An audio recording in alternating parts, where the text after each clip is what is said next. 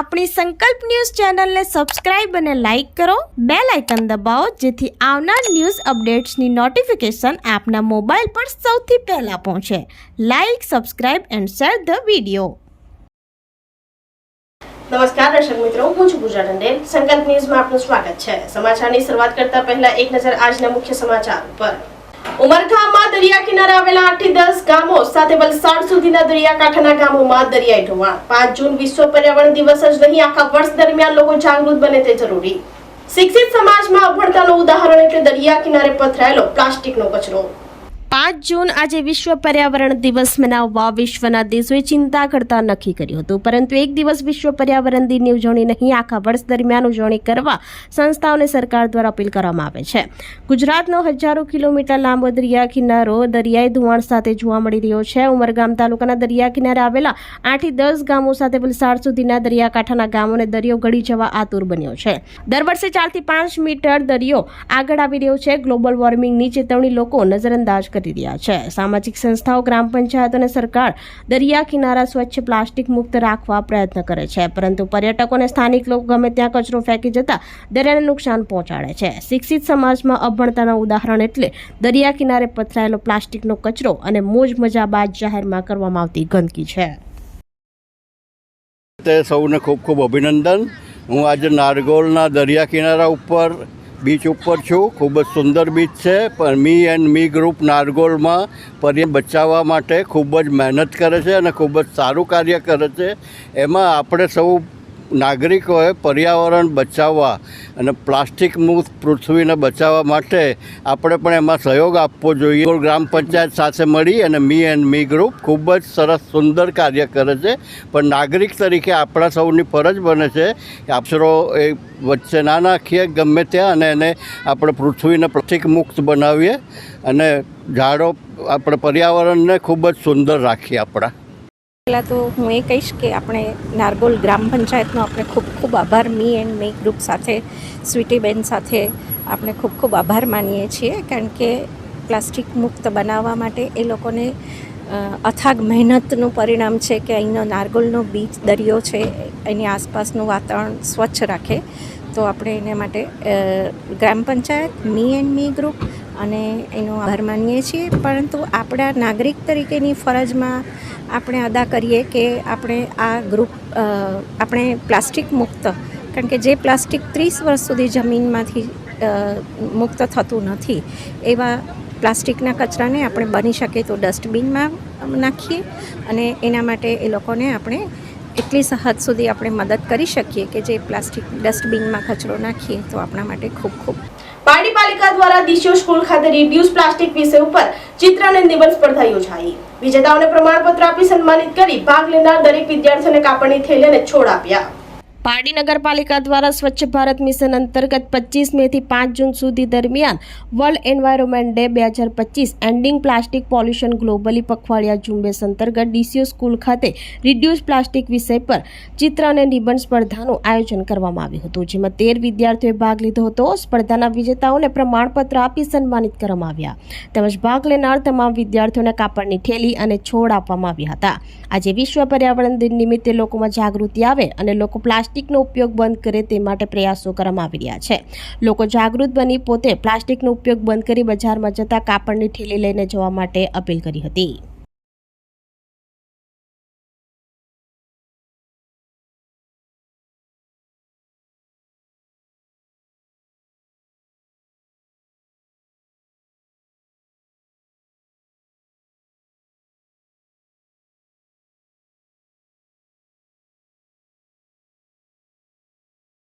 વાપીના કોપાલીની 1.5 વર્ષીય હિયા પટેલના હૃદયના કાણાનું સંદર્ભ કાર્ડ યોજનાથી વિનામૂલ્ય ઓપરેશન. અમદાવાદની હોસ્પિટલમાં સરકારી સહાયથી આશરે 2.5 લાખના ખર્ચે થતું ઓપરેશન વિનામૂલ્યે થતા બાળકી સ્વસ્થ થઈ.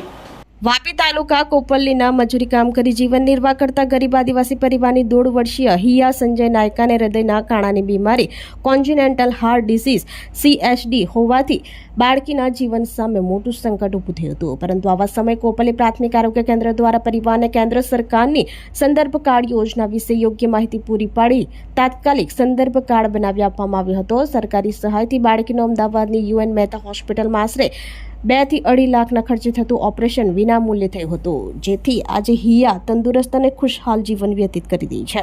કોપલી પ્રાથમિક આરોગ્ય કેન્દ્રમાં વર્ષ 2024માં Ayush medical officer doctor Trushani Patel દ્વારા સગર્ભાની 8મા મહિના દરમિયાન પ્રાથમિક તપાસમાં સોનોગ્રાફી સમયે બાળકને હૃદયમાં તકલીફ છે એવી જાણ થઈ હતી. ત્યારબાદ સગર્ભાને RBSK ટીમ દ્વારા વધુ તપાસ માટે SHO ચલા ખાતે મોકલવામાં આવ્યા હતા, જ્યાં આ તકલીફ વધુ ગંભીર નથી એવું નિદાન થયું હતું, જેથી આયુષ મેડિકલ ઓફિસર દ્વારા સગર્ભાની રેગ્યુલર હોમ વિઝિટ કરવામાં આવી હતી અને અમદાવાદ સિવિલ ખાતે ડિલિવરી કરવામાં આવી હતી. જન્મ સમયે બાળકીનું વજન સામાન્ય હતું અને હૃદયમાં પણ વધુ તકલીફ ન હતી. બાળકીનું વજન વધારવા પોષણક્ષમ આહાર અને જરૂરી સારવાર કોપલી PSC ખાતે ચાલુ રાખવામાં આવી હતી. બાળકીનો સમયાંતરે ઇકોકાર્ડિયોગ્રામ પણ કરવામાં આવી રહ્યો હતો.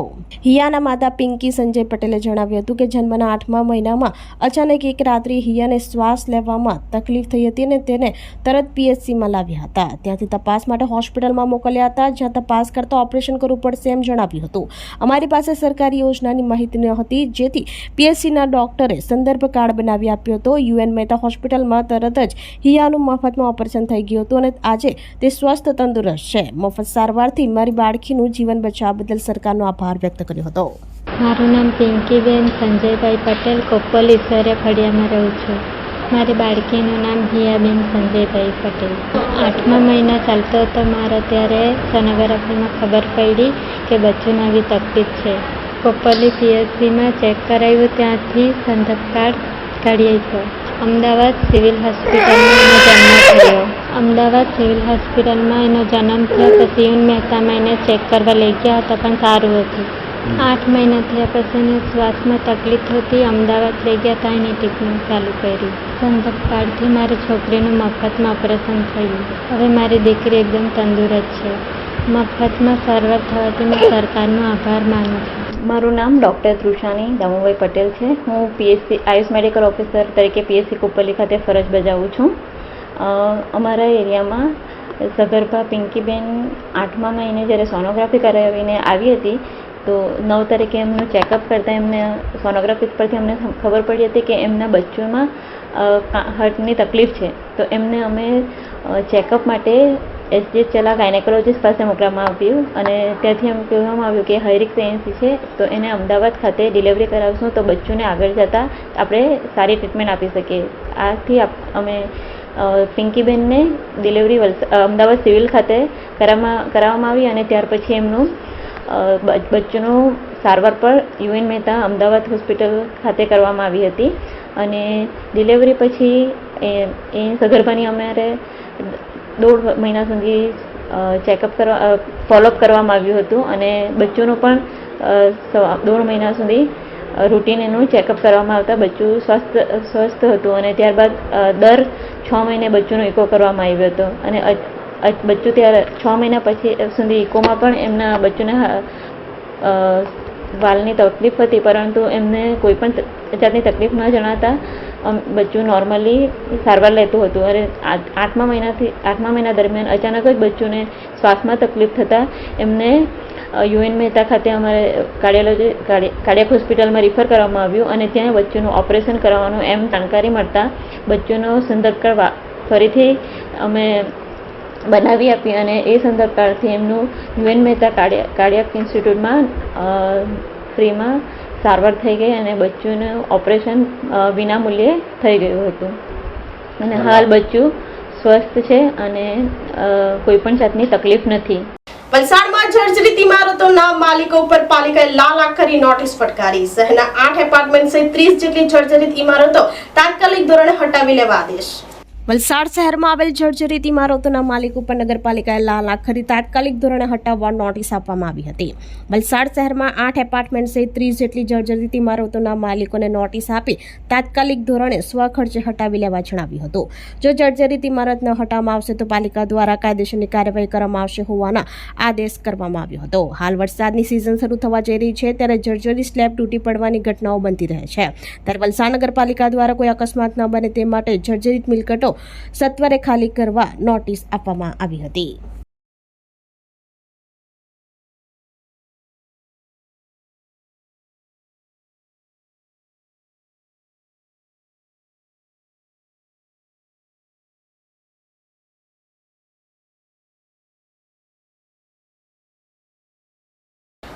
આજના સમાચારો. નવા સમાચારો સાથે કાલે ફરી મળીશું. નમસ્કાર. આપણી સંકલ્પ ન્યૂઝ ચેનલને સબસ્ક્રાઇબ અને લાઇક કરો, બેલ આઇકન દબાવો જેથી આવનાર ન્યૂઝ અપડેટ્સની નોટિફિકેશન આપના મોબાઈલ પર સૌથી પહેલા પહોંચે. Like, subscribe and share the video.